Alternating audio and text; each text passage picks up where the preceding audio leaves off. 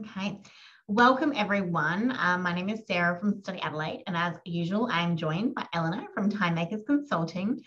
Today's session is really exciting. Eleanor took me through a sneak peek of it just before you all joined today's webinar.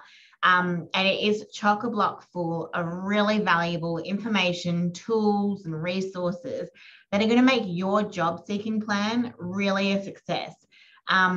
So today's session is very much about you thinking about how you would apply this for yourself.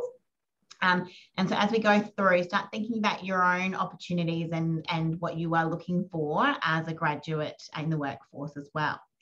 So without further ado, I want to hand over to Eleanor, who has got a lot of information to share with you all today. Thank you so much, Sarah, and welcome everyone to today's session. Even before we start, I would like to acknowledge that this land where this webinar is being recorded from is the traditional lands of the Ghana people, and that we respect their spiritual relationship with their country. We also acknowledge the Ghana people as the custodians of the Adelaide region, and that their cultural and heritage beliefs are still as important to the living Ghana people today. Hi, everyone. I'm Eleanor, and I have been fascinated with the world of employment for about 16 years now, which means really ever since I arrived in Australia. I'm a migrant myself, like most of you, or probably all of you, and I came here on a temporary visa. We decided, my husband and I, to come to Adelaide because the visa was being processed quicker than Sydney or Melbourne. And that is because this is considered a regional area. I would imagine that many of you relate to that, and maybe your choice of, state in Australia has been similar to my experience. So when we arrived here, we found it really hard to get a job. And only later I realized that this was not because we didn't have the skills or the experience required to do the jobs. It was just that the way my husband and I were presenting ourselves in regards to our resume, our cover letter, how we were behaving during interviews was not showing our best selves. It was not answering the questions that employers had about us being able to do the job. Once we learned the way things were done and the expectations from employers, suddenly we got jobs.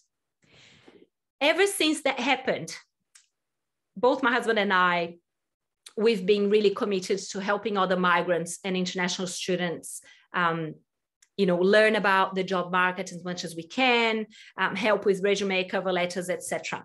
And so when Sarah, about 3-4 years ago, we first caught up, and she said, would you like to come and help? I jumped at that opportunity because I'm really passionate about this field. And I know that with what I've learned, with what I have observed in the marketplace in these last, 16 years, always here in South Australia, in Adelaide, I can share with you, and hopefully your journey to employment will take less time than mine took, because you'll have the tools that you need to succeed in the marketplace first time round, rather than crying every day like I used to. Not anymore, though. Before I forget, that's my name and that's my handle in LinkedIn. I would love to connect with you. And I have a closed group on LinkedIn, which I post when I find interesting tips and tricks about resume, cover letter, interview skills. I post videos as well, because everything that I can do to help you, I will do that. Obviously, I work as well in the sense of I have my own business. I'm really busy. But this is my passion, to help international students and migrants succeed in their job search and also succeed in their career. I know that a job is life-changing. So once you get a job, and then you get a better job, and then you get a better job, and then you start applying your skills, your confidence improves, but also potentially, your visa can change as well based on having a qualified job. So I know that not just now, but that can have a very strong and positive impact to the rest of your life and that of your family, etc. So as you can see, I'm very passionate about this. I hope to connect with as many of you as possible. And then I'll add you to this very secret group that we have. Okay, today, as Sarah mentioned, there is a lot of content that we're going to go through. And because all of you would be at different stages of your job search, you all have different knowledge and different things that you have tried, and some things that may be working and others that may not. I thought this model was the best one for us to work off today. So what I wanted to do is to, in a piece of paper, or if you're using, a word processing software, whatever it is, in your phone, I don't mind, but just write these 5 categories. Keep doing, where you will note the things that you're doing right and that you need to keep doing those. The next one is start doing. So this may be, as I'm going through covering different content, as people ask questions, you'll be like, oh, I didn't know that. I must start doing that. Well, note that down.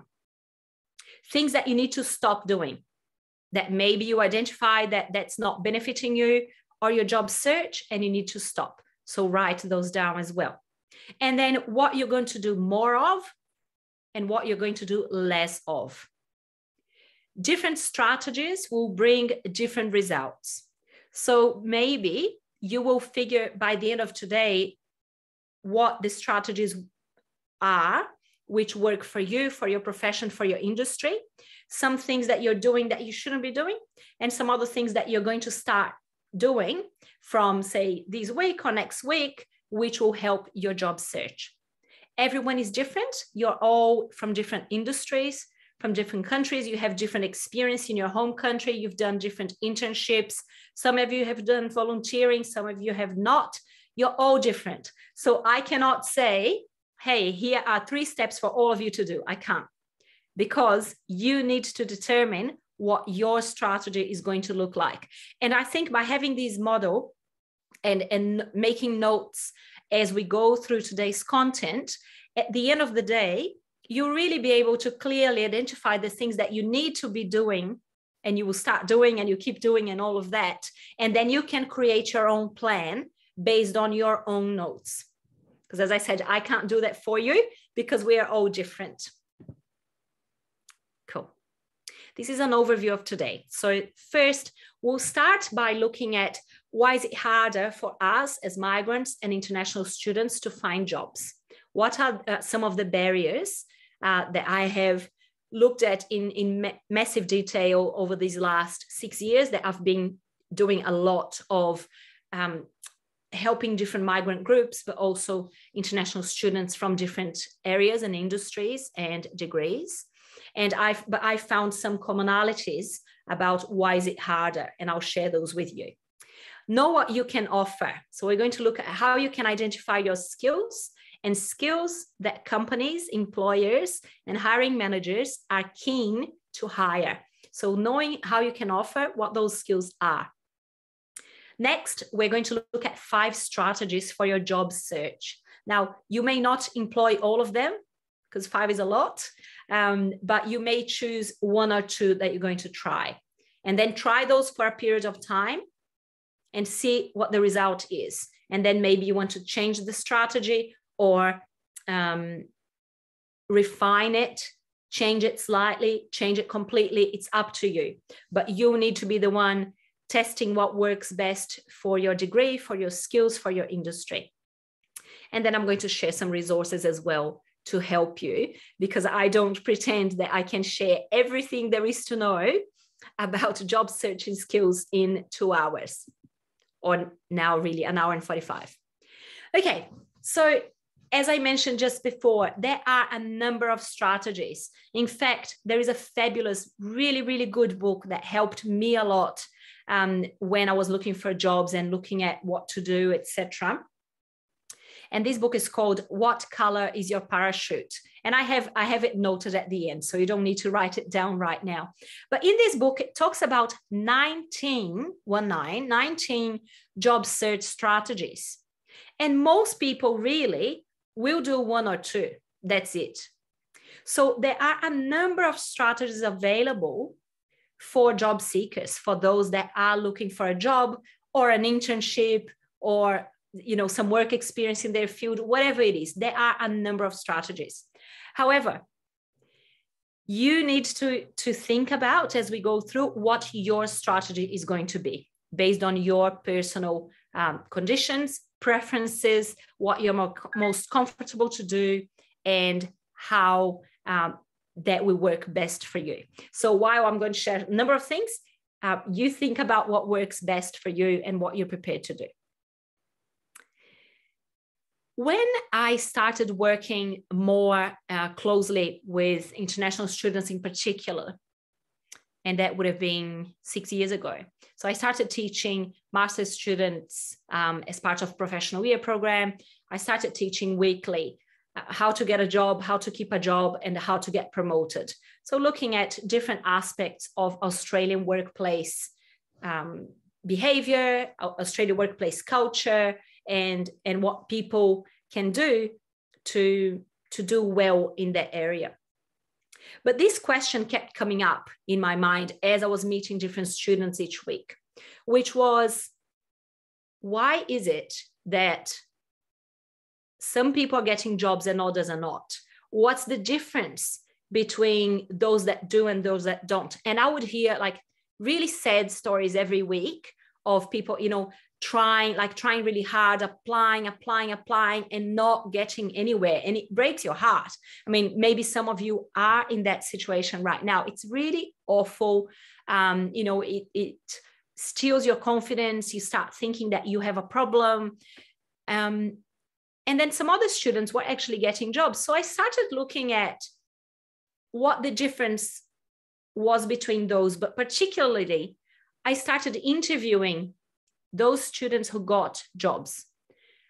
Which job did you have before? What was your experience before? Give me a copy of your resume. Show me what you sent to them. Which job did you get? How was the interview? What did they ask? So I would ask all of these questions when a student said, I got a job. Then I would get the information.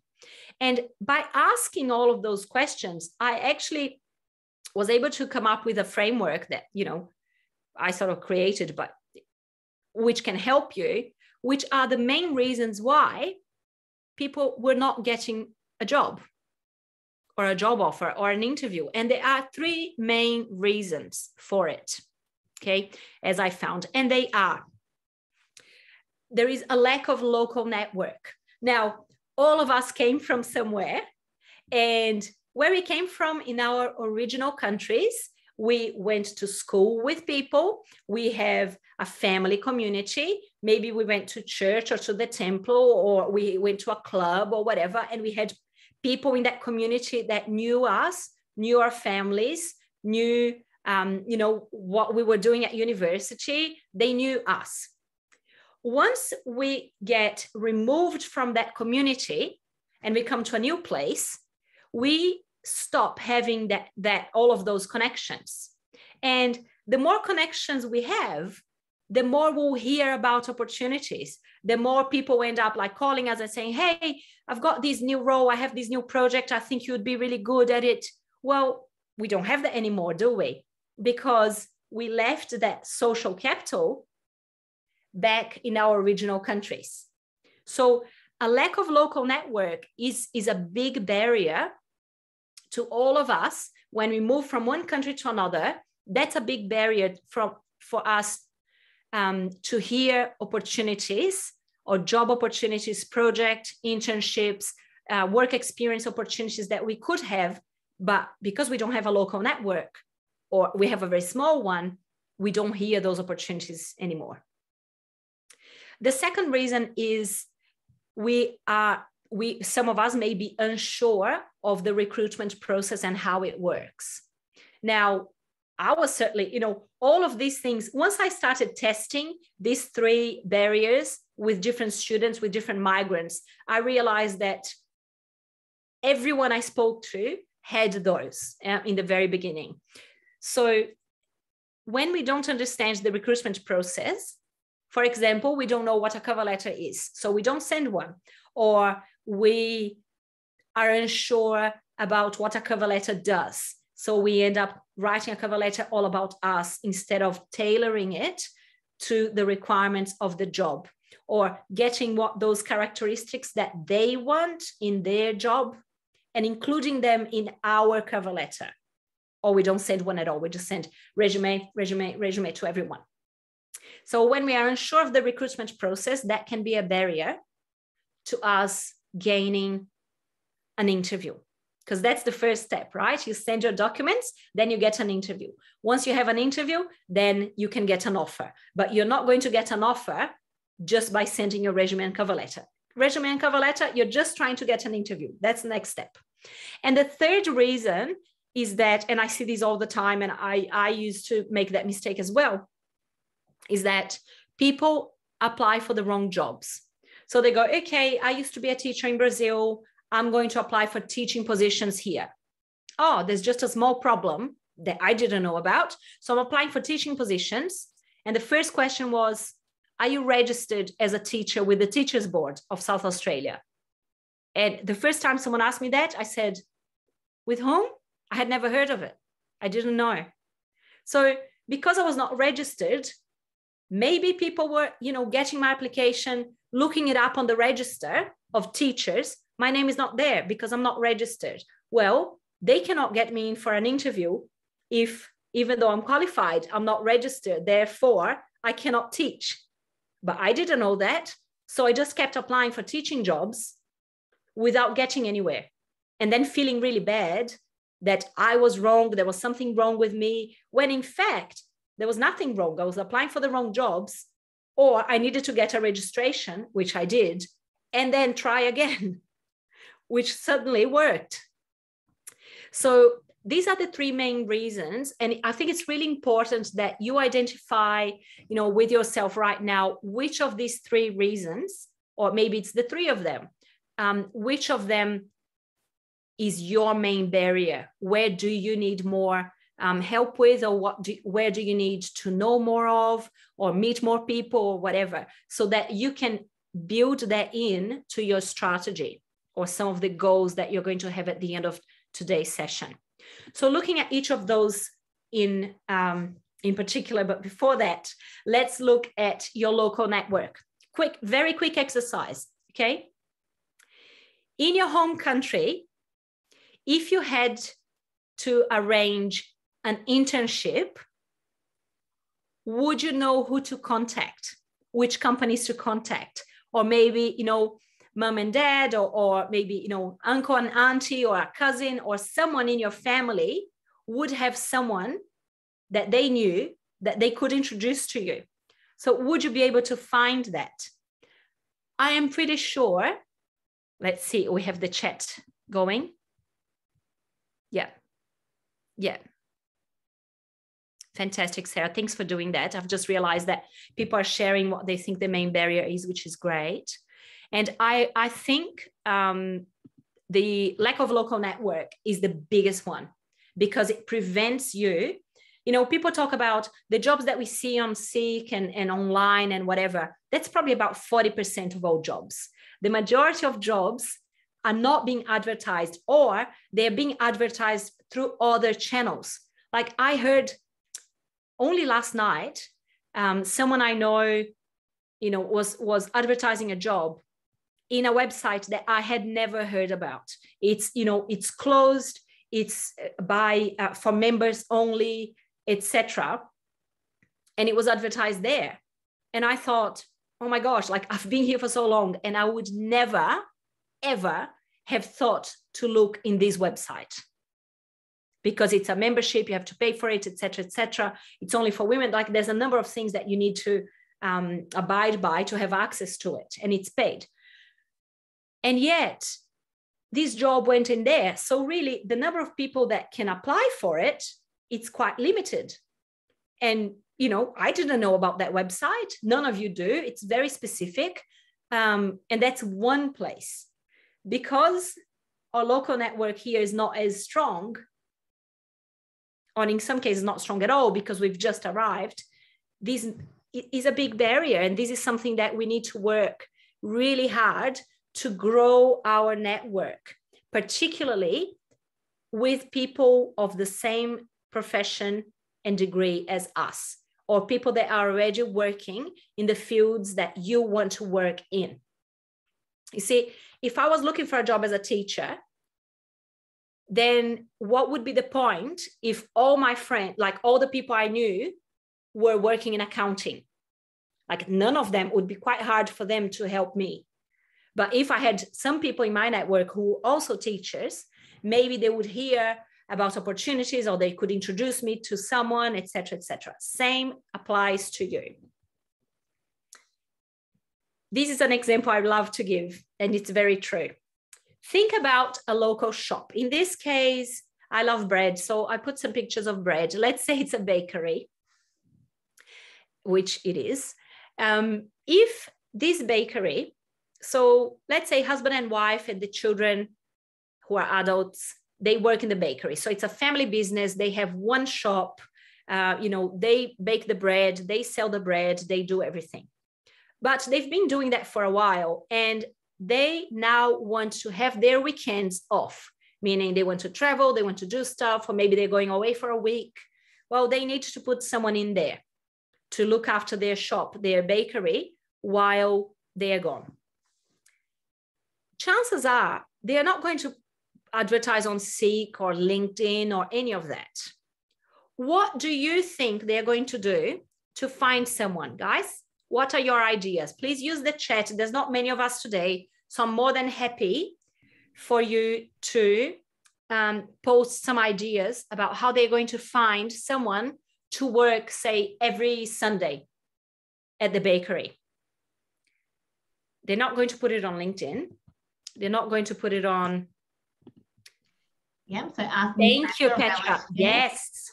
Local Facebook groups. Yes. Friends, a closed messaging group. Mm-hmm. Exactly. Examples. Posting a blackboard at the place, yeah. Yes. In the neighborhood, putting on a signboard saying staff needed. All fantastic answers. Yeah, absolutely. Like, I'm so happy with this group, Sarah. Yeah. Guys, if you're here today, can I just ask you kindly, can you come to every webinar that we do? Because you're really great. I'm loving this interaction. I really am. Fantastic. And Petra added local newspaper as well. Good. And someone said sure. So thank you. Appreciate it. Awesome, guys. Come back every week. Everything that we do, would love to have all of you back every week. Makes, my job really exciting, even more so. And Sarah makes Sarah really happy. And really, that's what it's all about. Now, they would do probably all of those things or some of those things to try to source someone. Now, if I don't live in their suburb, I don't know about the bakery, I don't walk past their bakery, I'm not in a local Facebook group, I'm never going to hear about this opportunity. Even if I have customer service skills, I have worked in a bakery before, I know about bread, it doesn't matter. I'm never going to hear about it. So you see, in that very simple example, you see how once you are connected to a network, and be that geographic, meaning you live close by, you walk past the shop, you buy bread there, so you know them, or you are in a closed, Facebook group where people post, I need someone on Sunday, can someone help me, whatever. If you're disconnected from those channels, be that physical or electronic or online, you would never hear. So that's a problem, because it prevents you from hearing about opportunities. Now, the second reason is the hiring process. Okay, so people are sometimes they're not quite sure. They may skip steps, or they may not be aware. And simple things, guys, simple things. Normally, when you get an interview, people will either call you or they will email you. If you've provided an email that you don't check often, the person may send you an email saying, hey, would love to interview you next Tuesday at 4 o'clock. You don't see that. You miss the interview. That's it. So something really simple, which unfortunately I've seen happen, and it's heartbreaking, because, it's hard to get an interview, and then you get an interview and you don't see the email and you lose that chance. And they're not going to accept like, oh, I'm sorry, I didn't check the email. Yeah, I didn't see that. they're probably going to be really disappointed and choose someone else. And you missed an opportunity, which would be awful. So let me go through the hiring process so that everyone is clear and we can sort of tick off this part, because this is just about knowledge. So once you know this, and then, you just have 2 barriers, not 3. So obviously the position is advertised in a number of manners, but in this way, we are looking at the sort of appropriate, legally bound process. Not, if I write on the window of my shop, I need help, then they may not use this process as sturdy as this. I'm talking here about small, medium, large companies and the processes that they use to hire staff, which would be the majority of the jobs that you'll be applying for in your career. So first, a position is advertised, then the company will receive a number of applications. And by application, I mean all the documents contained that you send over to them when you're applying for a position. And that could be your resume or CV, your cover letter, which is, if you don't know what a cover letter is, that's the first thing that you need to start doing, writing a cover letter. Please go to the Study Adelaide Employment Toolkit. There are a lot of resources about how to write a cover letter, what is a cover letter, an example of cover letters, because you need to start writing one like today or tomorrow, as early as you can. Without one, it's very unlikely that you get an interview. And any other information. Why do I say any other information? Because different companies will ask for different documents. So you look in the job, if they asked for a copy of your transcript, you send that. If they ask for you to sign a declaration and send it, fine, send that. The issue here is what they're asking you to provide is not if you want to provide this, no, is you must provide these documents, your resume, your cover letter, a signed declaration, let's say. If you don't send those 3 items that they asked for, in this example that I've just invented, you're not getting an interview, full stop. You may be the best person like ever for the job. They're not going to get you for an interview, not because you're not fabulous, but because you didn't follow their instructions. So be really mindful. And I've made that mistake so many times, in my early career, and then I would cry and be really upset that I didn't get an interview.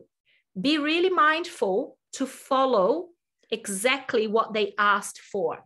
If they said in your cover letter, please include the reasons why you want to work here. And then you write a cover letter, it's beautiful, it's excellent, but you didn't include that. You're not getting an interview. As simple as that. And I think the sooner we all learn that, to really read that job ad and make sure that each detail that they asked for, we have written about or included,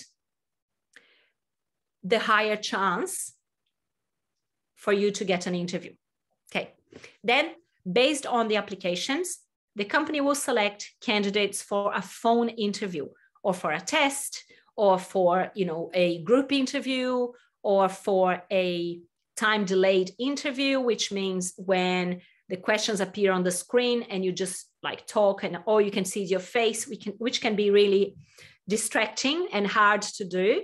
But there's a number of things that they can do with that first group of applicants. So let's say if there were 50 people applied for a job, then maybe 10 will go to this next phase, which is either they will call you and ask a few questions, or there's testing, there's group, there's different options there. Based on those results, those 10 people will become probably 3. So 7, 3 or 4, say. So 7 will go, 3 or 4 will stay. Those 3 or 4 will be interviewed face to face. Or depending on company policy and what's happening right now, they may do like a Zoom call or Teams, like what we're doing now. But it's face to face in the sense of you are here on the screen in real time as the interviewer is also. So that may be in an office, that may be, in your home, that's fine, but it's real time, face-to-face or online face-to-face interview. Then based on that, let's say there were 4 people, maybe 2 people will go for a second interview if there is one.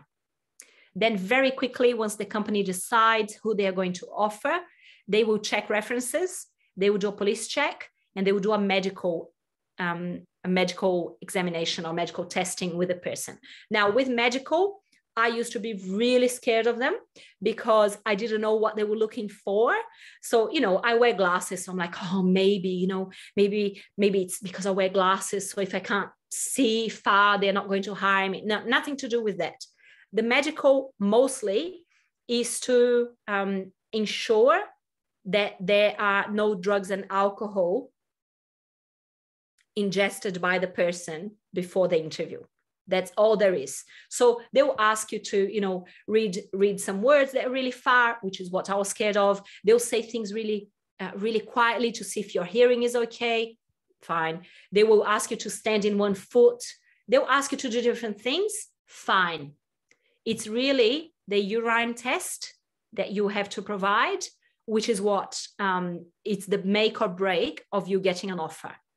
If there are drugs or alcohol identified, it's unlikely that you'll be offered a position with the company. So the summary of that is, please don't take any drugs. Please don't drink before an interview or a medical. And you should do well in your medical examination. From the medical comes an offer. Now, normally companies, if there is one position, they will only send one person for the medical, because the medical is actually an expensive appointment for the company, and they pay for that. It used to be about $300. It's probably about $400 or $500, depending on the doctor that the company has, an agreement with. So they're not going to send, 4 candidates for the doctor to do the test. They send one. If everything is fine with that one, they offer the job. If there's some issues there, then they get the second person that was the runner-up, as they say, the second preferred applicant, and send that person to the medical. So if you get a call and they say, you have progressed and we want you to do a medical, be very excited. You're probably going to get an offer. So I didn't know. So I was like freaking out at the medical, so scared of it. No, you don't need to be. At that point, you're probably the only applicant that there is in the race. With the hiring process as well, my top tips for you are this. And there was a question on that, so I can actually reply to that question now, Sarah, which was about cover letters. So with the hiring process, the best things you have to do to get an interview are to check the requirements of that role.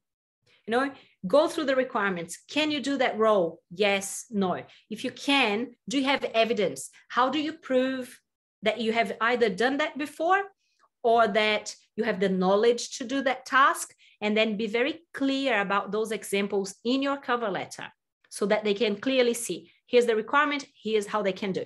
Here's the other requirement, here's how you can do that. Check the date.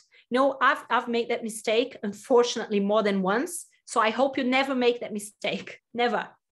Check the date. Sometimes a job ad will stay on sick for longer after, they're not accepting applications anymore, but they forgot to remove it from sick. So you go and prepare a cover letter and it's beautiful and you change your resume and you do everything and then you send it for nothing because, they stopped receiving applications. They just forgot to remove it from the website. So check the date even before you do anything. And normally they'll write something like, please send your applications by COB Friday. Let's say tomorrow would be the 7th of April. COB means close of business. Close of business is 5 p.m. So if you send your application at 6 p.m. tomorrow, that's it. You're out of the race. They are not even going to read your application, which is really sad because you put in a lot of effort in. So it's very important to check the date to see, if you have enough time to prepare and if it's worth, or if it's already closed. the position is just there, still online. Then you always address the cover letter to a person.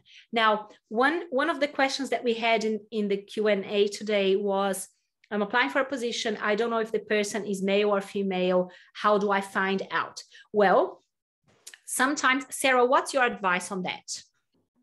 It'd be a little bit of stalking potentially. So looking that name up on social media, so LinkedIn, Facebook, seeing if there's any images of that person to define whether it's a Mr. or a Miss line that you would be using for that. Yes. And it potentially also, because you guys are dealing with names from different countries that you're maybe not used to, knowing the gender of them, asking other people who maybe have a similar culture that you know personally and saying, if it's this name, what gender would I be putting for that? Mm-hmm. Do you agree, Eleanor? Absolutely right. And if the person obviously works in that company, so it could be that as you put their name in Google, that could be like a newsletter saying, oh, this is our manager, such and such, and here's their picture. And then you can see that. So they could be in the company website itself. It could be social media. It could be a number of different spots. It could be, another role that this person has somewhere. Maybe they are part of, I don't know, a rugby club, and then their picture is there, or some indication if they are male or female, or what their, what do you call? He, she, they, what do you call, Sarah? Pronouns. Thank you. What their pronoun is, because you need to get it right. The other thing too is sometimes people will use titles like doctor or, brother or whatever it is, depending on their profession. So be very mindful of getting that exactly right. So if they are a doctor, you don't address as Mrs. Muller. You need to put the right title in, because otherwise that will be seen against you. Number 4, and I'll address those 2 questions as well. Number 4 talks about, a suite of documents. So your cover letter and your resume and any other documentation will be seen next to each other. As the person is looking at all the candidates, they will look at your documents together. Now, most people have a resume already set up, and then they just work on their cover letter. And because we are working on those 2 documents separately, say my resume, for instance, the last time I worked on it would have been maybe 6 months ago, right? And then if I go to write a cover letter or an expression of interest or a project plan, whatever, I may not use the same font, size, spacing that I have on my resume, which then means that I have different fonts, different sizes, and it looks like 2 very different documents. Always keep it in mind, your application is a suite of documents. They are read together. So whatever the font is, be consistent, have the same font, have the same font size. Make sure that both documents look the same, because they will be read in conjunction. And when I say look the same, I'm talking about look and feel. I'm not talking about content, obviously. They are different documents in regards to content, but they need to look like they are part of the same group of documents. So same font type, etc. The next one is be ready for a telephone interview. So a company can call you at any time and ask a few questions. Hi, Eleanor, you've applied for the position of, governance officer. Would like to ask you a few questions. Is this a good time? Yes. Then they ask, and you need to be ready, because if they call you and you go, I'm sorry, which role, which company? Can you remind me what this role was about? You're out. Okay. You're absolutely out of the race. And this is because the company wants to know that you really care about that job and about them. If you don't show like you care, it's just another job, it doesn't matter, they're going to choose someone else. As simple as that. And the 6th one is know why you have applied. You don't apply for a job because you need a job. You apply for the job because of something more, right? So right now, let's say there are, I don't know, how many open jobs in Adelaide, Sarah? Maybe 10,000. Oops, let me fix this. That's better. Maybe 10,000 or so, maybe, I don't know how many. There's lots of jobs. Why are you applying for this job particularly and not another one? And that's what you need to very clearly have in your mind, so that when the company calls you, you need to be able to say. Okay, about names still, Sarah, I just wanted to say something really simple and brief. Sometimes I look at names and I don't know what they are. And then I go to Google and I go, I don't know, let's use the name Sarah. Sorry, just for example purposes. Is Sarah a female or male name? And then Google will answer you. So I've used that function before by looking at the first name only, mostly. But still, it's good that you Google the person to see what they are, because there are names that could be male or female, like, you know, Charlie and other names that could be either, and Eli, and you don't want to get it wrong. Cool. There's two questions I'm going to answer now because they sort of relate to this part of the presentation, and then I'm going to move on to the next part. So I have a question. We have a question here, Sarah, which is, in case job will ask for a driver's license, does it mean that having a car is compulsory? I have a license, but I don't have a car yet. Would it be possible for me to apply for jobs? I'm currently studying social work. Okay. And I really thank this person for asking the question, but I also thank them for explaining what they are studying, because that really gives some context about a number of things. For example, with social work, it could be that you are required to drive between clients' homes, or if you have, you know, a caseload, you have 50 people that you're looking after, you may need to travel from around the city and from place to place. And that's probably why they're asking that you have a driver's license. Now, companies, lots of them have company cars. So some of them, they ask you to use your own car, but some of them, they ask that you use their car. So they pay for the insurance, the fuel, everything for that car. And you just use that when you have meetings or you have client meetings, etc., and you use that. So if they said in the job ad, you must have a driver's license, but they don't say anything about cars, you're fine to apply. And in fact, if you're applying through Seek has now got this functionality where you can actually submit your vaccination results as well, and it will sort of go through a secure system and it will say, yes, this person is vaccinated, it's being checked against government, it's all good, tick. And it will do the same for your driver's license as well. So it will check with the government departments.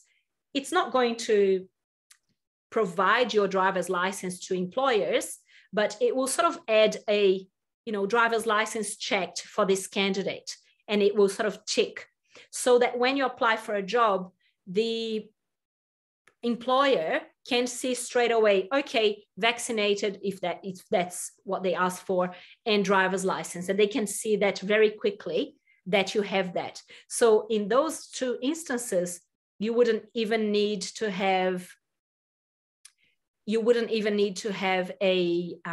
added that in your cover letter necessarily, because Seek would already recognize that and provide that to employers. Cool. Just moving in quickly, because now I'm getting worried about time. Yeah, I was going to say some of these questions relating to how to address the cover letter, we'll save those questions till the end when we have time. We definitely have time at the end, but we want to keep the momentum going on the topic. Yeah, absolutely. I'll just answer this one about driver's license. If I do not have a driver's license, can I still apply for any government jobs? I guess it all depends on the requirements and what the requirements are. So if the position specifically said you must have a driver's license, then you cannot. But that's not just government, that's any job that says that. If the position doesn't say anything about driver's license, then you can. When I got my first three jobs, one then the other, they didn't require a driver's license, and I didn't have one either. I got to that later, so that was fine. But if it was a requirement, must have a driver's license, then I would not apply, because there was no chance of you fulfilling that requirement and criteria. Cool. Okay, guys, before you start applying for any jobs, please, please, please don't forget to ensure that your resume is the best version that it can be. It includes all your information. It's up to date. If you have graduated, check that your resume is updated to show that. I am actually quite tired of looking at different resumes where people have graduated, but they didn't update their resume. So there are, maybe internship opportunities that are missing there. It's still showing as a student. The personal statement is still showing as, I'm a student of, I'm a teaching student or whatever it is. Just make sure that you've updated it once you finish your course to ensure that it is the best version of where you are at right now. So regardless of how you're going to apply for jobs, your resume being updated is a really, really important, vital thing for you to get an interview. Okay, got you, Elena. I understand about network. I understand the process for recruitment. Why am I still not getting an interview? Well, my friend, thank you for asking. What happened with me was I was not being called because I was applying for the wrong jobs, as I told you briefly in the beginning of today's presentation. And what I mean by that is that sometimes you go through different jobs and you go, oh, I can do that. I can do that. I can do that. Great. Do you have proof? Do you have evidence of what you can do? Because I may sit here and think, yeah, I could organize weddings. I like weddings. I think it's great. I think it's so romantic. I love the dresses, the glamour. I love that. I could totally organize a wedding. Great. Have you ever organized a wedding? No. Have you organized any event of more than 30 people? No. Have you organized an event having a very strict budget, having to organize flowers, musicians, etc.? No. Okay. But I can organize a wedding. Yeah, how? And I think that's the point. I do that all the time. I look at, I have no hobby. So I look at jobs as a hobby. So I check jobs every day. I do, Sarah. I do that before I leave bed in the morning. I have some companies I'm watching. I have a search for Study Adelaide, but it can never pick up anything useful, but I still look at it. So I check every morning what's coming up with those words. And I do that Australia-wide as well. So it's quite fun. It's just a bit of fun. So I check those, and lots of jobs that I see, I go, oh yeah, a governance director with the Department of, Transport. Yeah, I couldn't do that. No, I go through the requirements. I'm like, yeah, I can do that. I can do that. There's no evidence. So there's no point even applying for that if there is no evidence, if I have not done any of that before, and I cannot talk about different examples of what I have done in the past. Same applies to you. When you're going through a job, just think about the evidence. Can you give an example of that? Okay, if it's a wedding organizer, great. Have you done it before? No. Have you organized a big event before? No. Have you dealt with a budget before? No. Have you dealt with musicians before? No. Okay, then don't apply for it because you don't have enough examples that support the skills that you claim to have. So I found these really useful questions to help you identify your skills first.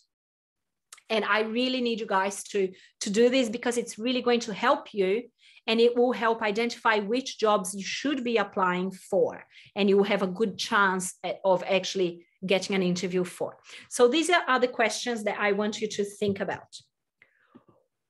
Ask yourself, what can I create? Can you create an app? Can you create a report? Can you create a logo? Can you create a prototype? Can you create a piece of music? What can you create? And with creation, it could also say for someone who's a social worker, to use, one of the people in the audience today, for a social worker, well, you can create a care plan or a client plan or there are very specific things within your profession that you can create. Think about those. And I'm not talking about really generic, I'm talking about really specific things. If you're an engineer, what can you create? And I'm not talking about creating a brand new machine. Well, maybe you can. Awesome. Add it to the list. But it could be, you can fix something. You can improve something. Well, that's something that you create. You make it better. Then the second question is, what are my people's skills? So what are the things that you can do well? Can you organize? Can you work in a team? Can you solve problems? But remember, with everything that you claim to have or that you add to your people skills list, you need to have proof. You need to have examples. So if you say, yeah, teamwork, I have that. Okay. So if I ask you now, tell me about a time when you worked as part of a team. Can you answer that question? So anything that you add to your list, you need to be able to answer this question. Tell me about a time when you created a report. Tell me about a time when you used teamwork, when you worked as part of a team, when you solved a problem. If you cannot answer the question, then you cannot prove that you have that skill. So think about what you can create, add a list. I don't expect that you do that in the next 2 minutes. This is something that you really need to think about. Go through your course content, go through projects that you have done in the past, looking at specific skills that you have developed in those and applied in those, because those are your examples right there. Any projects you've done by yourself as part of a team, any personal projects you have done, any work experience you have had, any internship, any volunteering. Think about those experiences and then think, okay, in that volunteering experience, what was it that I created? What were my people skills that I had in that role? Oh, I had to talk to different people. There were some angry people, so I had to manage conflict. Great, add those. The next one is, what can I do that not many people know? So it could be, and I've included some examples here, like lesson planning. This is something that teachers can do and can do well. And we have to be able to do that because you need to decide what's the content that gets given to you. Then you break it down, then you plan according to the lessons, and then you add it up and you go, okay, how many weeks, how long is it going to take, whatever. So that's a very specific trait that teachers have, a skill, and not many people do. Every teacher can do that, but not many other professions may be able to do that. I'm not sure. Evaluation, programming, you look at your profession and you as a professional and think, okay, what can I do that not many people know how to do or know of? And the last one is about software and programs. Which software and programs can you use well? And some examples here, Google Analytics, Canva, MATLAB, MyOb Zero. Obviously, depending on your profession and your skills, you will have a different list. So create that, big list with all of those 4 areas that will just help you think through your skills. And then once you have that big list, this is what I want you to think about. Which of your skills in that list are in high demand?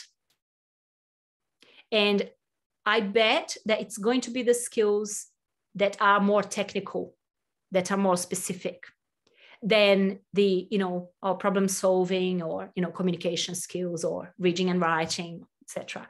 Which ones are in high demand? And then consider all of your skills, look at all of them and think about, okay, which problems can you solve? And when we're thinking about problems, really think about, okay, so you can use these different tools or programs or software. You have experience in these different industries.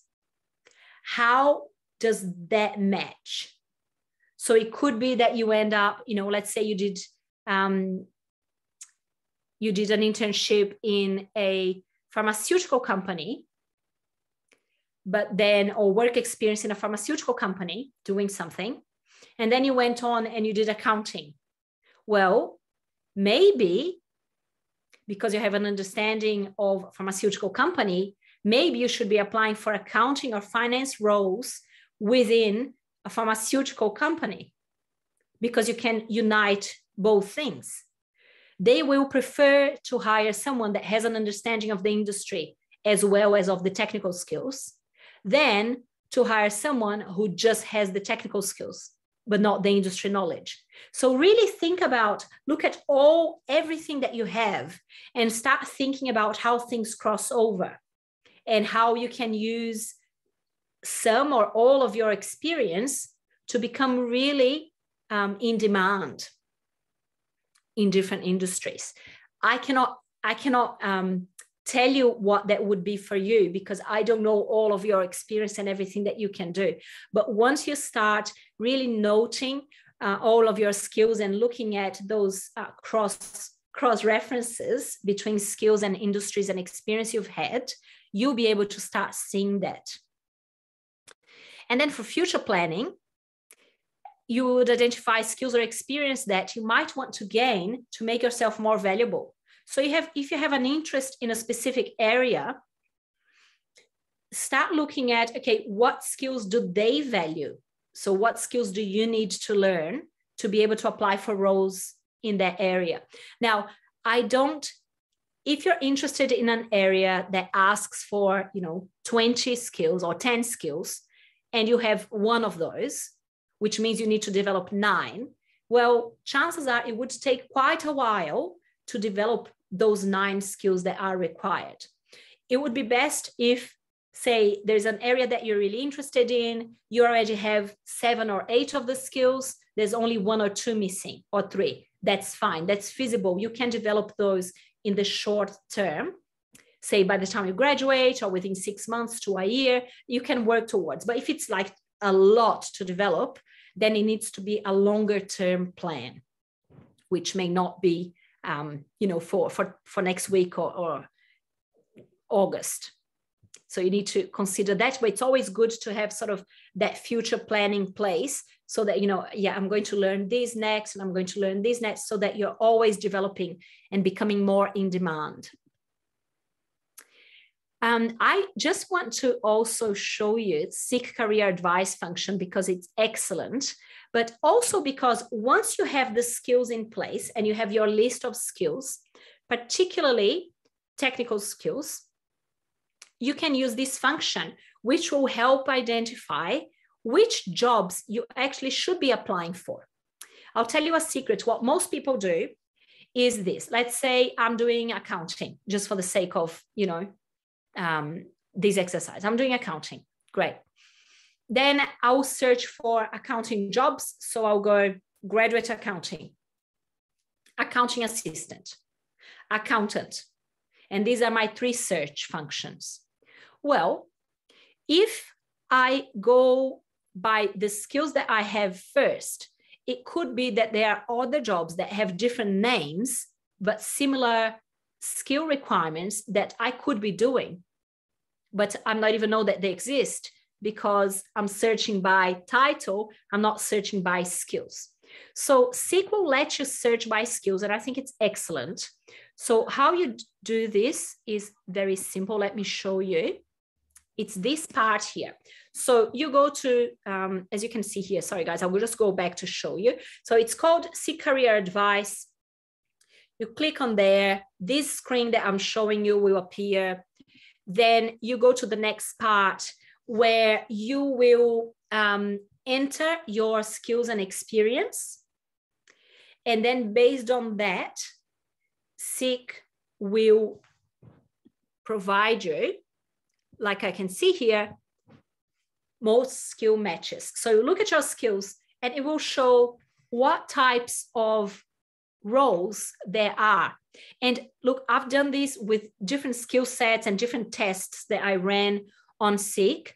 And it's actually quite different. And it will give you probably about sometimes 12, 15, 20 different job options and job titles for you to look at, which is very, very useful. And it can really help you start looking at different roles that can use the skills that you have. Cool. Before you do anything though, please consider your availability and how many hours you can actually work.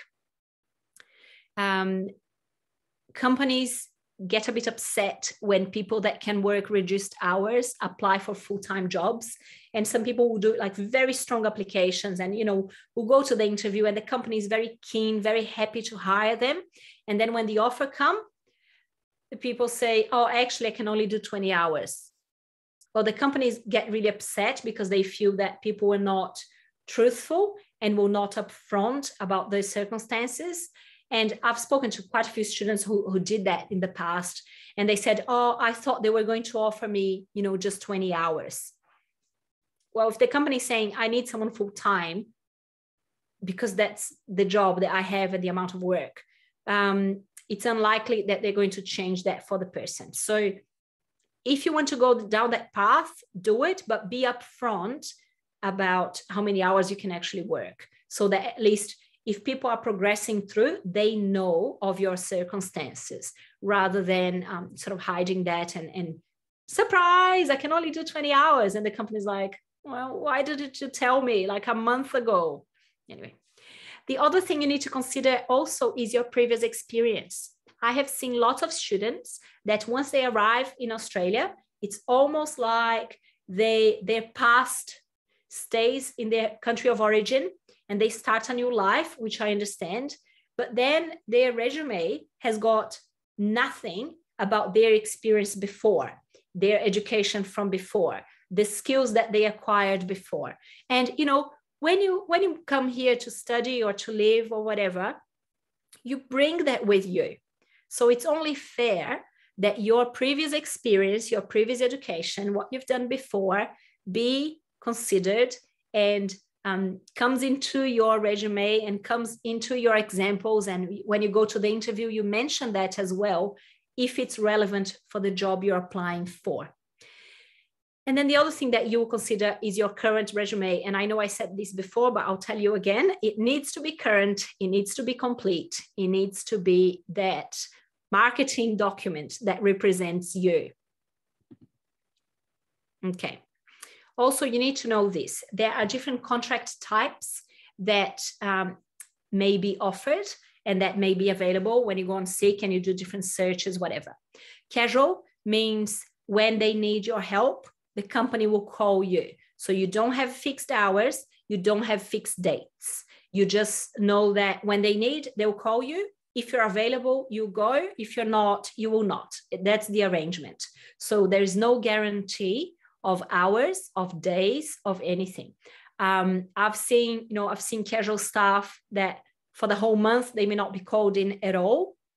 And then the next month they have 8-9 shifts. It's the nature of the job. Then the next one is part-time. So part-time means anything between, 6 hours, 5 hours a week, and 36 hours a week, because 38 to 40 would be full-time. So anything that's not 38 hours, anything that's less than 38 hours would be considered to be part-time. And with part-time, they may use this system like 0.1 to 0.9 full-time equivalent. And this just means, okay, let's some maths for you to see, and I'm going to open the chat so I can see your answers. If full-time is 38 hours and I am advertising a part-time position 0.5, how many hours will it be? Oh my gosh. We got the math geniuses here. I know, it's just amazing. It's just amazing. Well done, guys. Exactly. Now I'm going to get it, harder. It's going to get more complicated here, but let's see if you can still get it right. What if I had a job that I'm advertising that is a 0.6? How many days a week will it be?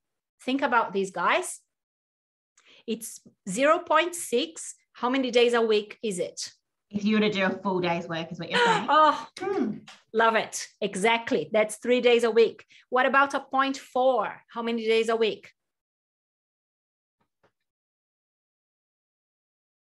Yes, exactly. Yeah. Okay, you guys got it. My work here is done. Gosh, it took me a lot longer to understand this stuff than it took you. Absolutely. So full-time or 1.0 is 5 days a week or 38 hours. So if it says 0.4, that means 2 days a week. If it's 0.6, 3 days a week. If it's 0.8, someone? 0.8 is how many days? Yes, thanks, guys. Oh, they are totally, sometimes we teach and we think like, are people like asleep on the other side? But you guys, you're on the ball. You're doing everything right today. I was literally going to say this is like a mid-session check-in to make sure everyone's awake. And they are. So it's very exciting. Well done, guys. All right. So you totally got contract types and what they are, so that when you search or when you look at a job ad, you will be able to identify how many days or how many hours or how does that work based on that. With part-time as well, you have fixed days and you have fixed hours. So they will tell you what time you're supposed to start, and that will be the same time every week, the same time every day. If say it's a 2-day a week, it may be say Monday, Tuesday, and it's from 9 to 5 every Monday, Tuesday. Fixed hours, fixed dates. With casual all over, with full-time Monday to Friday and certain hours normally, unless it's shift work, and then that's a whole other kettle of fish in regards to, if it's shift work, if it's nights, if it's weekends, then some of you may be, nurses are looking at the health industry, and then you may be full-time, but you may have different shifts every week according to the roster and to hospital or the clinic requirements. Okay. Don't do like I did, guys, and apply for the wrong jobs. That's my, Elena's wisdom for you. Okay, I have observed this successful job seekers pattern that I really want to share with you. And this is how it goes. It looks really simple, and it is, but I think it's very important that you know how it works. And normally it goes like this. The person has no job, then they get a job. And with a job, it means any job. So I go from no job to working in a bakery. I go from no job to, I don't know, working in a restaurant, to having a casual job, to doing something really, quite simple in regards to what I can do or you can do. Then from that, a job or a casual job, and your job, guys, if you're not working, Job Shop is there. There are so many jobs available there. Companies are pretty much crying, literally, for staff, desperate. And they're happy to train. They're happy to hold your hand and teach you everything you need to know, if only you raise your hand and you take the job. And Eleanor, I was talking to my colleague earlier today. She's in conversations with 2 more companies that are going to be added to Job Shop in the next week or so. That's amazing. So good timing, good timing. I love Job Shop. I wish Job Shop was available when I, first came out and didn't know anyone and didn't know what I was doing. That would have been so helpful to me personally. So if you guys are not looking at Job Shop, I probably am. You should, because that will be your A job that you need. From A job, you will get some local experience, you get some money, you get to meet other people, you get to practice your English, you get to develop skills and come up with those examples that you need later for, problem solving, teamwork, etc., etc. You will also get referees. And with referees, this means people that know that work, that know you, that know the work you can do and will vouch for you. These people can also become part of your local network. Remember the network that we don't have because we left everything and we moved here? Well, you start building your network based on the people that you get to know as well. So there are many benefits to a job, even if it's a job that's not related to your profession, to where you see your career going, to your degree. There's still a lot of benefits. Then from a job, most job seekers and graduates and migrants will move to a qualified job. Now, with that qualified job, it's not going to be your dream job. Okay, it's not. It's probably going to be a short-term contract. It may be a project that is, 2-3 months. It may be, some hours here and there, not, a great job full-time at PwC. It's not going to be there. But that job will give you more experience in your own field of expertise and also more contacts within the industry. And then from a qualified job, normally people will transition over time. And this is not, this framework will not happen in a week. It takes, months and potentially years to get there. But then you get the full-time job in your profession, doing what you want to do. And that sort of starts really your career where you thought it should be going when you decided on your course, on your degree. Now, what the mistake that many people will do, and that's why I say, don't apply for the wrong jobs, is they will try to go from no job to a full-time job. And that jump is virtually, and I'm talking like I've tested this job seeking pattern with local students, local graduates and local professionals. And it's always the same. They had no job. They got a job in retail or hospitality or something casual. Then from there, they met someone or whatever. They heard about this project going. They got a short-term contract, or they found an internship, or they found a professor at unit that needed some help or whatever. That's their first qualified job, using their skills, using their expertise, using their degree. From there on, they were able to apply for a full-time job, which they got. So this is not just saying, oh, this is a pattern for us because we were not born here, blah, blah, blah. No, it's not that at all. This is a pattern that I see and I have tested with local professionals as well, and it works. So don't apply for the wrong jobs. When I say that is, where are you at in this pattern, in these steps? Are you right now in the no job? Are you right now, you have a job, so your next step is getting a qualified job? Or are you already working a qualified job, which is not your dream job? It's not ideal, that's fine, but you're gaining some experience within your profession. And then with that experience, you will be able to transition to a full-time job.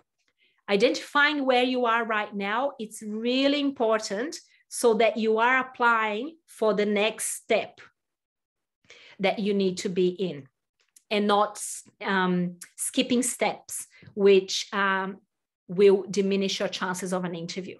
Okay, cool. Just to give you some context, all right, I started in a bakery. I think that's why I use lots of examples with bakery.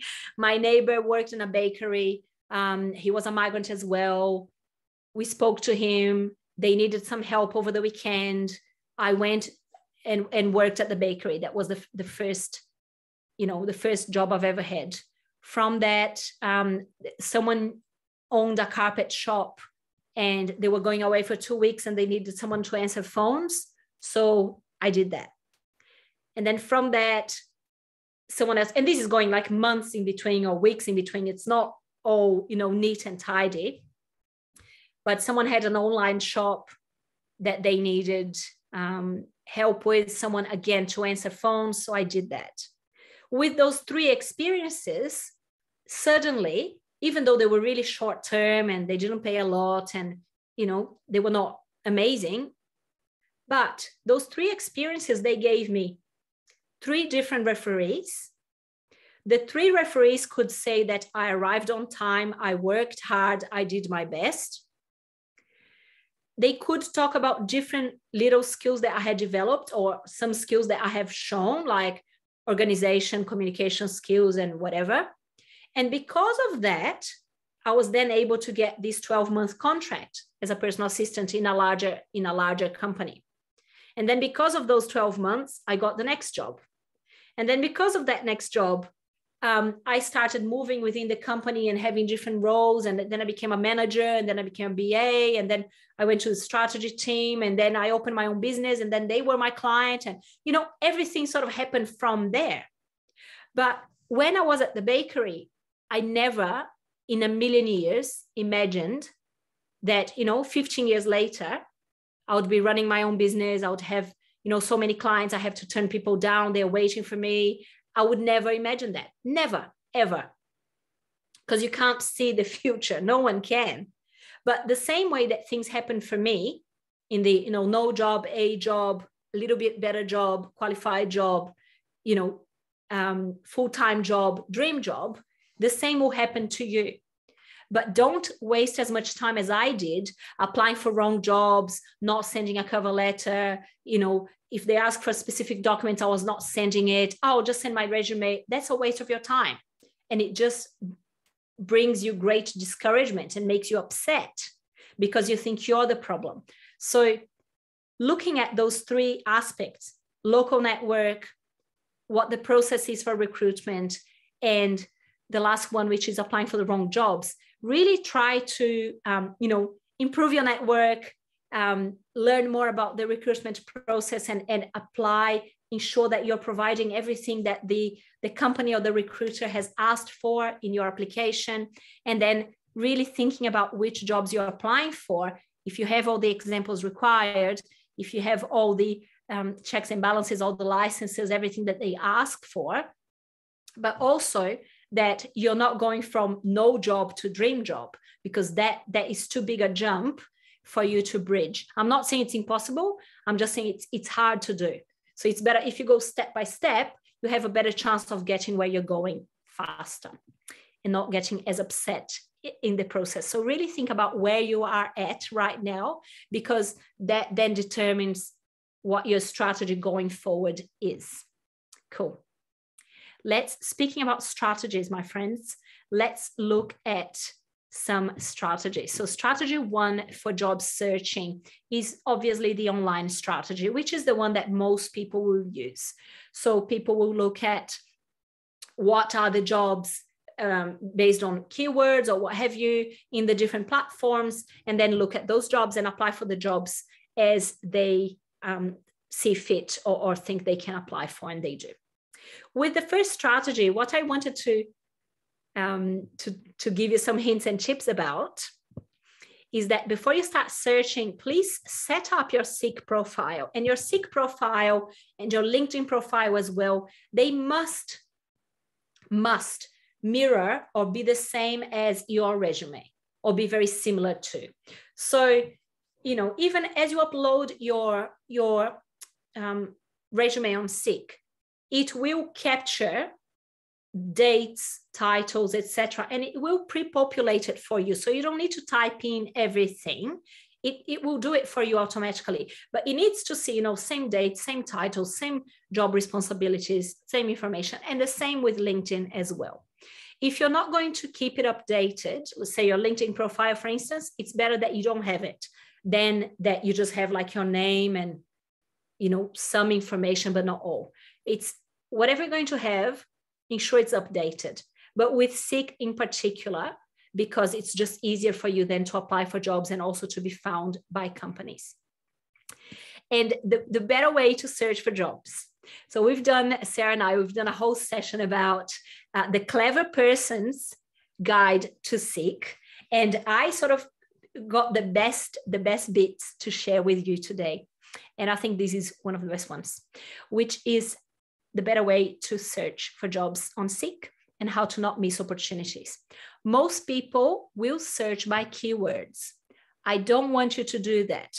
As I've said before, I want you to be searching by skills and looking at the skills that you have, and then looking at which companies, which jobs, which areas, which industry require the skills that you have right now.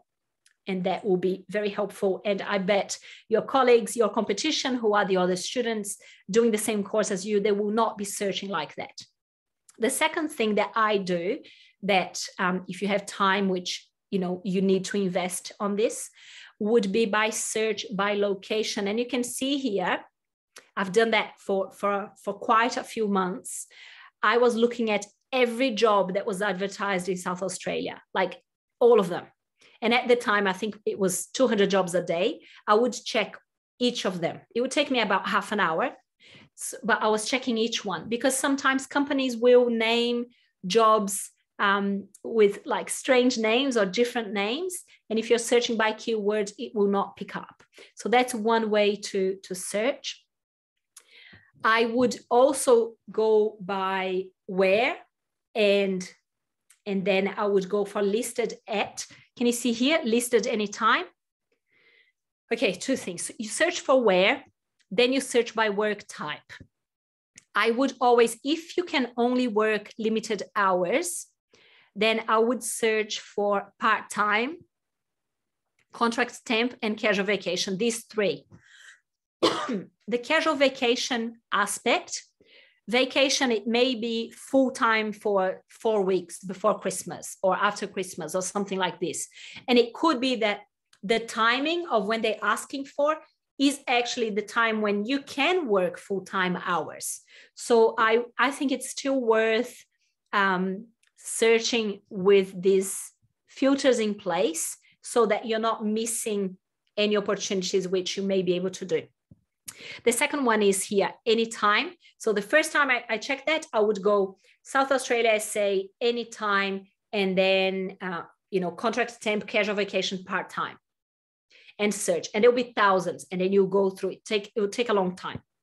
But then if you're doing that daily, then you just choose today. And then you're only looking at, 100 or so, or 200 as you've had on the day. Another way to search, let's say you are searching for accounting positions, right? You search by category, which is this. So you choose accounting, you go all accounting, you don't want to be specific, that's fine. But you must always, always select other. So some companies, for some reason, they have, a bit of a different role. So they will put it under other category. What happens is no one searches for other under that category, which means that not many people are going to apply, which means that those that do apply have a better chance of getting the job. So I always tell students and graduates and migrants, always tick that box other so that you know which jobs are there, because not many people are going to look at them nor apply for them. So your chances increase. The second strategy is about your network. And, your network is really going to be what increases your chances of success over the long term. So the network that I have created over these last 15 years and that I continue to work really hard on, as Sarah knows, and as I'm not shy to tell you, like I invest a lot of time and effort and money and everything on my network, my professional contacts, the people that I know, and then increasing that number. And I also have good memory, which helps me because then I remember things about people and about their families and etc. As Sarah also knows. But your network is sort of that gift that keeps on giving over time and over the years if you keep that. So it's really important that you identify who do you know now. And you may feel like, I don't know many people. That's fine. But you must know someone. You know some people. Who do you know? And then you identify those people. And then you go, okay, who do they know? Because they know people as well. And then that becomes bigger as well. The key to unadvertised jobs are the people that you know and the people that they know. Because when someone goes to your contacts and they say, hey, do you know a good social worker? We're just announcing someone in the company. We cannot find anyone. Do you know anyone? And then they will think of you. And speaking of which, the social working student who has written me a question, I don't remember your name, but if you can please write me on LinkedIn, because I have seen a new role that was only advertised last week, and it's a very different role, but they require a social worker, and it's to work in aged care, and it's a trial role. If that works, they're probably going to go national with it, which then brings lots of opportunities. But it's not advertised as social worker. It's a weird title. It's a weird everything. No one is going to apply because people will not find it. And when I saw it, I thought immediately that I've just told you. So if you could please send me a message on my LinkedIn, I can send you a link to that job, because that's one that no one is going to apply. And I actually know the manager at that business, and they will probably call me when they cannot fill the vacancy. And they'll be like, hey, do you know someone? And that's what I mean. The key to unadvertised jobs or jobs that are not getting filled is your network. The time, effort you invest in your network now and continue to invest over the years is what will guarantee your future jobs, future opportunities, future projects.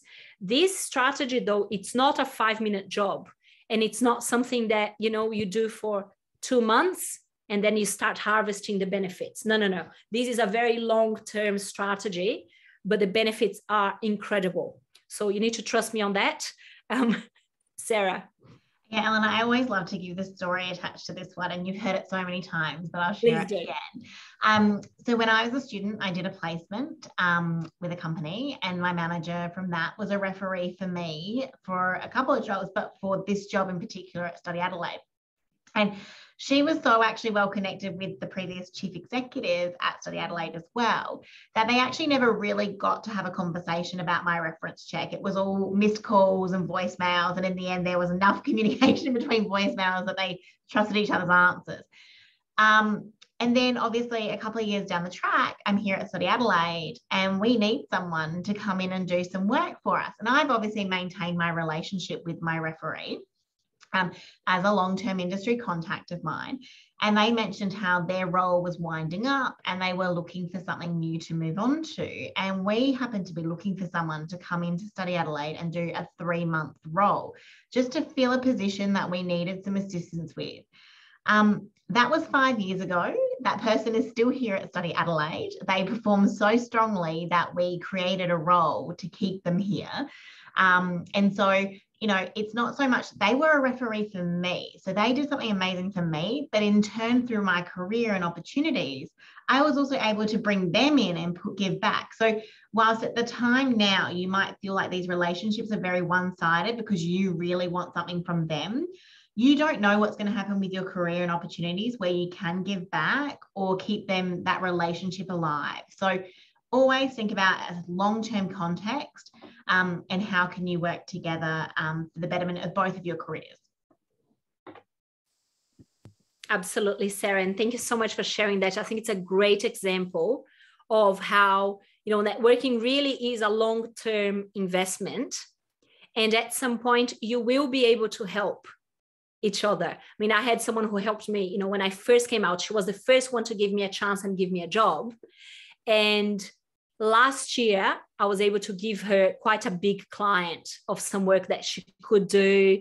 And, you know, I was so happy that I could do that because all these years, like I never forgot the fact that when no one was giving me an interview, a job, nothing, she said, you come in and help me out with this. And it was, you know, a few hours and whatever, but I was so grateful for that. And I was even, you know, so happy when last year I could give her that big client as well. When you start working with your network, you need to have the ability to answer this question, why are you here? Or to have a pitch explaining a little bit about yourself. You need to have that, otherwise you will look like a fool. And no one wants to do that. Me, more so than anyone else. So when you go anywhere, let's say you go to a birthday party. Okay, think about this. Why are you going? Why are you there? And be able to answer that question. So it could be simple as, oh, I'm here because I'm friends with Sarah and she invited me to present here today, but I'm very passionate about helping students and migrants with their job search. So I was very pleased to be here today presenting about this. It can be anything. If you found me at a birthday party, my answer would be different to that. So your answer will always change in regards to the event that you're attending. However, it needs to be about why you're there, absolutely, but also about, you know, about you. Like, what do you do? What do you bring? What's your relationship? And particularly if you go to professional events, you need to be able to answer that question with confidence and really knowing what to say. And that will come with preparation. you can't just go to an event and hope that the words will come to you. You need to prepare beforehand. So say if you go to an event that's about, I don't know, logistics, well, why are you going? Why are you interested in that topic? Why? And maybe it's not the topic, maybe it's the speaker that you're interested in. Great, but how can you explain that? How does that link back to you as a professional and what problems you can solve? You need to link it all back together and clearly explain that to the person who's asked you, okay? And they will not ask, why are you here? They're probably going to say, what brings you here? Or tell me about yourself. Or what about you? And then you start answering that. If people say, what about you? And you say, hi, I'm Elena. That's not enough. Like, it needs to be more than that. Hi, I'm Elena, and I came here to see Charlie speak, Professor Charles Purcell speak, because I'm very interested in the topic of logistic, particularly the effects of COVID and the disruption to logistics over these last 2 years. And I'm interested in this because X, Y, and Z. Good, that's an answer. It's very important that you have that as you start to network with people. The third strategy is that you join a group or two or several. You know, it could be Meetup, it could be LinkedIn groups, but it needs to be obviously related to your professional field, to what you're interested in. And in those, it's really related to what you can contribute. So maybe, you know, you see an article that you're interested in, maybe you read something, you contribute to that, you comment on someone else's post, etc. Don't ask for a job, okay? If people post and say, oh, we have this job available, we have this short-term project available, yes, then by all means you can apply for that. But I claim here the 12-month rule that Dory Clark speaks about in her book, The Long Game, which is excellent. And I would strongly encourage you to read, which is all about career and networks and how people help people. And it's excellent for your career. So Dory Clark is her name. And the 12-month rule is when she meets someone new, she has a rule that she will not ask them for anything for 12 months. Now, obviously, if it's something simple like, you know, you send me a message, like we met today, and then you send me a message and you say, hey, Elena, what was the name of the book that you mentioned? I'm happy to send that to you. That's like really easy. But we meet today, and then you send me a message and say, hey, Elena, you know, here's my resume. Do you have a job for me? That's a different story, okay? So think about the 12-month rule with new people that you meet. If you meet with them and they say, oh, that's interesting that you have this background in logistics, can you send me your resume? Here's my card with my email address. Then you're not asking, they offered. It's a different story, okay? So it's really important that you join these groups, particularly Meetup. There's some really interesting Meetup groups, which are mostly free or for a small fee, but I would strongly encourage you to attend. It's scary to attend potentially because you go and people may know each other and you don't, and you're new. However, I find most people to be really friendly and really inclusive. So as you go in and then you go in again and again and again, people get used to you and it will become easier for you to be there. The next one is to target a location. So this strategy is all about a geographic area. So you will look at, you go, okay, I'm going to work in the Barossa because I live there. I don't, but it's just an example. I live there. I am going to find a job in Tananda. Great. That's one of the tiny towns in the Barossa Valley. So then I will work out the exact location, the streets, etc. And then I will actually physically go there, walk and map out, okay, which companies are there, which businesses are there, which professionals are there. And I will physically map out everyone. And then with that, clarity about which companies are there, etc.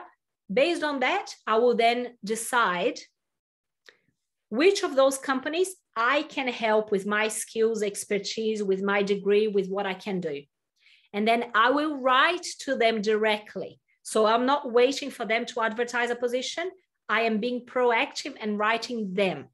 So in that case, the strategy would be, I will write an expression of interest, which is a letter saying, hi, I'm Elena. I've got this experience. I've researched about you. I understand you have these 3 projects coming up. I would be really interested to be part of these 2 projects, and I would bring these different skills to this project. So very specific, and it would actually take a lot of time for you to write that, because you need to do a lot of research about them, match that with your skills, and then write, read, reread. But the truth is that can be very, very successful, because companies are really happy when people are proactive, particularly when it's really hard to find staff right now. So, they would be really happy with anyone who shows that effort, going the extra mile, being really hardworking in this manner. So if you want to, apply this strategy of a geographic area or looking at a specific area, these are the steps that you need to do. The next and last strategy, and we're getting very close to the end, and then I'll go through the questions. So if you have burning questions, this is probably a good time for you to start sending them. So Sarah and I can then, fairly quickly answer those before 5 o'clock. Strategy 5 is about being company specific. So let's say that for some reason, I am really passionate about these 3 companies that you have here on the screen.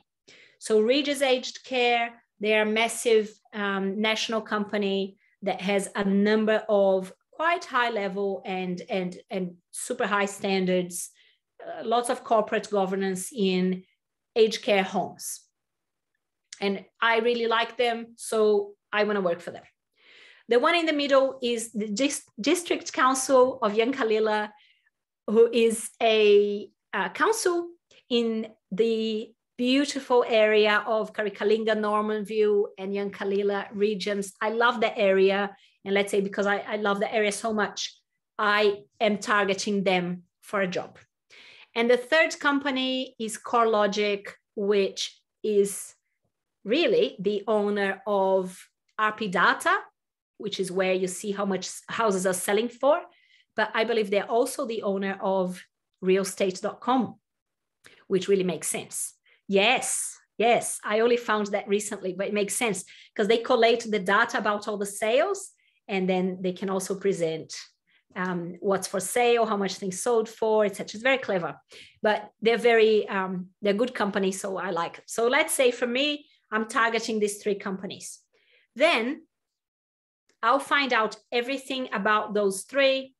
I will put on Seek and also LinkedIn, not reminders, but keywords. So every time Regis Aged Care comes up, I need to know of, that gets sent to my email daily.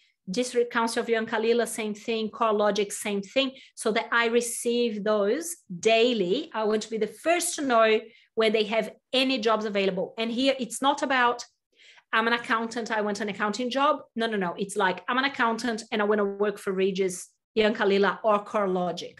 So I look at any jobs that they have, because it could be that some of them have aspects that I can actually do and I'm qualified to do. So you target them in that way. So different strategies.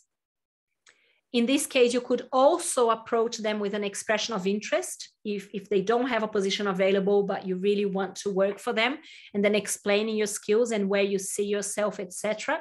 It could well be that they maybe they had a position that was going to be advertised, they can offer it to you without going to market, or they, have a project, they need some help, they get you in on a short term. There's different scenarios of what could happen there, but some people are very specific about companies that they want to work for, and these could be a strategy. Now, this is something that Sarah brought in, which I absolutely love, and I wanted to share with you, which is about what makes a company a great place to work. And there's some examples here of things to look at and what good company culture looks like. Sarah, you want to talk a little bit about this? Yeah, this is actually something that a colleague shared with me, and it kind of encapsulates what the Study Adelaide office and company vibe is like for us. But that doesn't mean that that is necessarily the 10 things that make every company the same. Different companies will have different reasons that make them a great company and what works for the culture of their company. But for us, I guess this is something that just we feel encapsulates us a lot. And it was just so funny that it was already written out by someone else. And, we just, we thrive on this type of environment for ourselves. And I think we've also worked really hard to create this environment as a company as well. So whatever company you go into in your jobs, in your careers, you'll find that they have their own company culture, and you'll be maybe some of those things are what they have there as well. And maybe they've got some other things that is what makes their company tick. But I think it's also really important, and Eleanor and I have talked about this as well, and we've both experienced working in companies or in jobs that we thought were going to be amazing, but the company is not the right fit for us. Their company culture doesn't value the same things I value, and then it doesn't make it for a great experience. So I guess it's just a reminder that when you are doing your job search, look for companies that have similar values to yourself, that will make you grow as a person. And you may find it from time to time, you do land in a company and in a job and you realize, oh, this wasn't the right cultural fit for me. That's okay. It's a really good thing to be able to recognize. And then it's about, how do I find my next company that is the better cultural fit for me? It's actually something we talk about in the office a fair bit amongst our team. We just feel like we've just got such a great team going on at the moment. Oh, they're going to see this recording. It's really bad. No, it's excellent. We were talking about this because one of our newer staff members who started with us 6 months ago, she had 2 job offers on the table between us and another organisation. And from her interactions at the interview, she got a good vibe of what the different cultures were like for us and for this other company. And she could recognize, even though the other company was potentially offering her more money, she got the very clear vibe that the culture wasn't a culture she wanted to go into. She got a very cold feelings in the interview and was like, no, I'm looking for a team. I'm looking for a good dynamic of a team.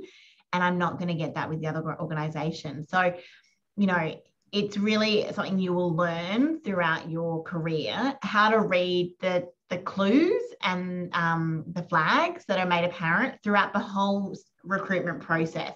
Every interaction you have with a company is also you getting to, interview them in a sense to see what they're going to be like as a cultural fit for you. I think that's all I wanted to say on it, Eleanor. Yeah, no, I love it. And as I mentioned in the beginning, I guess because we're all different and we all want different things, maybe the ideal company for me to work in is very different to what's going to be to you, the different industry, different location, different working hours, even, because we are all different. So, and that's absolutely fine. So just be very mindful of, once you know what you want, then you can start going, okay, these are the companies that provide that. And that's when, you can target different companies by, location or by their culture or by their reputation or by knowing people who work there and speak really highly of it, etc. Which then, I hope you really could complete some dot points for you of what you need to start doing, stop doing, do more of, less of, and keep doing. Because I'm sure all of you are doing things that are right and that you are to keep doing. But I'm hoping that you also learned a little bit from us that can help you to get that job search right and start getting an interview and then an offer and then start to work, which would be absolutely amazing. Here are some extra resources, like I mentioned, the What Color is Your Parachute. He would have launched, I believe, the 2022 already, because that is a book that's revised every year, which is a great resource. And you can get that at your local library. So if you want to, have a look at what those 19 strategies were, by all means, go to your local library. They will have that, grab the book, done. And some other, the Get Hired Australia newsletter, that's a LinkedIn every week. It gets published and pushed through. It's a great resource. If you have not yet subscribed to the Study Adelaide newsletter, that's another great resource with what's going on and all the opportunities that you as a student here in Adelaide can take advantage of, which then takes us to, there's other things that we'll be doing, more webinars and Ask Anything sessions as well that we'll have next week and subsequent weeks also. So check the website for those. And now we're going to go through the questions. Awesome. Fantastic, Eleanor. So we do have a couple of questions. And guys, if you do have any more questions, please use the Q&A function and we will get to them. So what is the requirement if we do not meet or do not have the evidence to show for it? That's going back a bit, Yeah, absolutely. So this, we're thinking when there is a job ad, let's say they have 7 requirements, and of those, maybe you have 5 and 2 are missing. In that case, you could still show how you have, those 5 and talk about those 5, but it all depends if the 2 that you don't have, if they are mandatory or if they are, what's the opposite, Sarah? I missed the word. Like mandatory or desirable. Desirable, that's the word. Yeah, thank you. Sorry. I had to do the whole step. Oh my God, that's the word. Cool. No, I'm just doing that to see if you are still awake, Sarah. It was really on purpose. Okay. So it all depends if the requirement is mandatory or not, or desirable. This means, for example, if it says, it's a teaching ad and it says must be registered with the teachers board, and I'm not. It doesn't matter if I fulfill everything else. That item is mandatory. I must have that. If I don't, I'm out. But if there's 2 requirements that I don't have, which are someone who has worked in an Anglican school is, desirable. That would be a desirable characteristic. And I haven't, I can still apply because that's not a mandatory requirement. So I think that's the main thing to identify. Is it mandatory? Or is it must have this? Or is it would be nice if you had this? And that's the difference. If it's a mandatory, then don't waste your time. I would say focus on where your strengths are and apply for those where you really can show the evidence and the examples. Great, thank you. Another question around driver's licenses. So international driver's licenses, do they work if it's not specified as an Australian driver's license? I would say so. I think when I only ever see it specified as an Australian driver's license. I don't really ever see it just saying driver's license required. They quite often will say Australian, don't you think? I don't know if I've seen others, but yeah, if you have an international driver's license, that shouldn't be a holdback, to be honest. No, because it's equivalent. Yeah. It's an equivalent. You can do, so you think about the company, what they want is, are you able to drive from A to B? And you can. So that's a tick. I had someone ask me the other day, and it was not through Study Adelaide, but they said, I can drive. I have no license. So can I add it to my resume? And I was like, no, you need to take the test and get the evidence. Well, I think if you're running on an international driver's license, one thing you can do to help secure your argument is to do your homework. If you were to transition to an Australian driver's license, what are the steps you need to take? And does that mean you go back to learners, or will you transition automatically to full license? And so if you can demonstrate your knowledge and understanding of how that process works as well, great, well, they know what they need to do if I ever need them to get onto an Australian driver's license. Exactly right. Yeah, I totally agree, Sarah. Yeah. being most knowledgeable on topics is always better. Absolutely. I have another question for you, Eleanor. How long should one wait before inquiring on the current status of an ongoing interview process? The student is currently doing their Master's in Machine Learning. Great course to be doing right now, and a lot of demand for it as well. I think you shouldn't follow up on that. I mean, you need to give them like a month and then follow up, if not more. I think I'm going to swap these around, okay? So I think it's more important that you contact them before you apply than that you contact them after you've applied. I'll tell you why. Most people will not contact the recruiter or the hiring manager or the company before they apply. But it's important that you do so to ask a couple of questions, and they will ask you a few questions. And then what happens is that hiring manager will look out, they will wait for your application to arrive because they've already spoken to you. So they already know a little bit about your experience. They already know about what you can do. And they also know that you're going to apply. So they wait for it. Then that puts you a little bit ahead of the others because of all these strange names that they've never seen in their lives. They actually, when they see your name, they're like, oh yeah, I've spoken to Eleanor before. I remember her. So it's a little advantage, but it is an advantage. So I would always contact them before applying. And even before I start the cover letter or I start the expression of interest or anything, I still contact them to have a bit of a chat saying, look, this is my situation. I'm really interested in the role. Have a couple of questions about A and B. What can you tell? And normally they'll offer to send me more information. They'll offer to send me some documents. And with that extra information, I can actually write a much stronger cover letter that again puts ahead of the other candidates. So I would say it's important to call them before, ask a couple of clever questions, and then you don't need to call them afterwards because hopefully you get the interview. Awesome. Thank you, Eleanor. That's all right. If my major is international relations, which is a very broad field, how do I find a career or job that is relevant to me? Okay, very good question.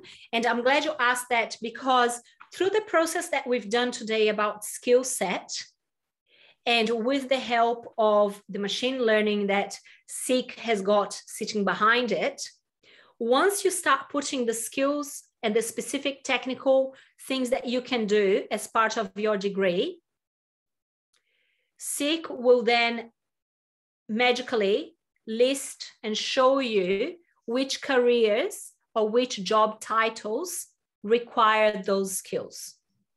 So I cannot answer that question. You need to list the skills, put them on Seek and see what Seek answers, because it will go by most people wanting these skills are ask for this type of roles. And then that may help you, I believe. Yeah, that's great advice. How can an international student find a referee, and can we exclude referees on the resume? Yes, you can exclude them on a resume. You will just put referees and then you will write available upon request. You will not disclose your referees unless specifically asked for. You will not disclose, you will not write their names down on your resume at all. So you don't need to worry about that. However, how can an international student find referees?